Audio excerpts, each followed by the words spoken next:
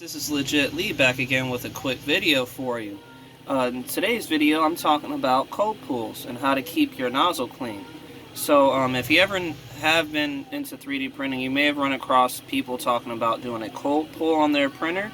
And basically, what that is they use like nylon filament or ABS. I got some light ABS here, and you would push that through your hot end, like if you was changing out your filament.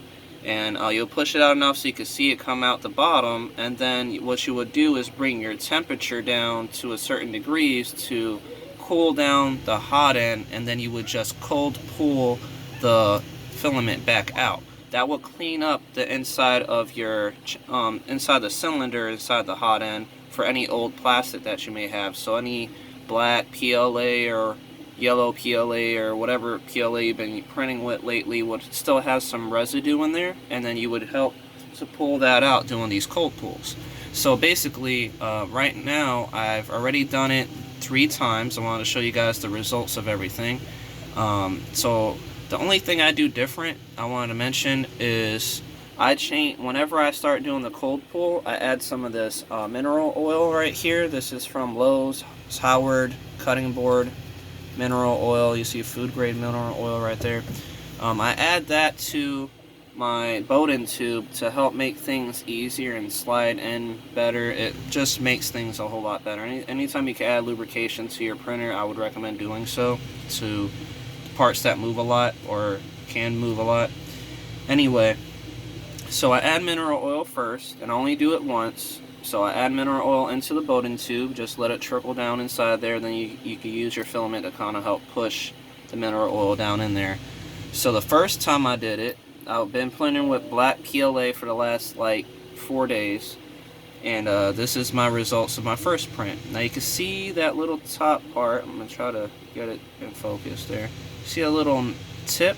That is the tip of my Bowden tube right there. That's exactly where it extrudes out at. So that's a good first pull, and you can see all the black PLA coming off the side of it, and the insides a little bit on the tip right there.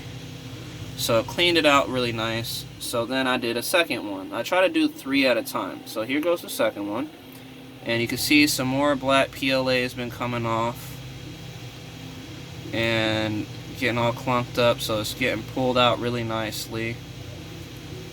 And you can see the front right there as well. So you want to make sure that you can see that front little tip come out. So this is my third one. It's still on the line. You can see I have a long. This is all ABS. I don't have nylon to try this out with. I rather would have done it with nylon because it's better to work with when it comes to this cold pull. Because you can really heat it up high temperature and then make everything fuse together. But I've only been printing with PLA, so I don't really have to worry about it as much. But you can still see a little bit of that black PLA on there, but not so much. So that third one I think would do just good enough. It doesn't have to be completely cleaned out barrel, but this will definitely help the quality of your prints. And what I mean by quality, I print only in 1.1 millimeter layer heights, and this is the quality that I'm talking about. So right here I've been working on a project. It's not finished yet, still have some parts to print out, but this is a actual arm, a robot arm that I'm printing out. It's on Thingiverse. It's one of those open source ones, and this is the result of having to clean out your chamber. You see the layer lines are like almost invisible. You can barely even notice them.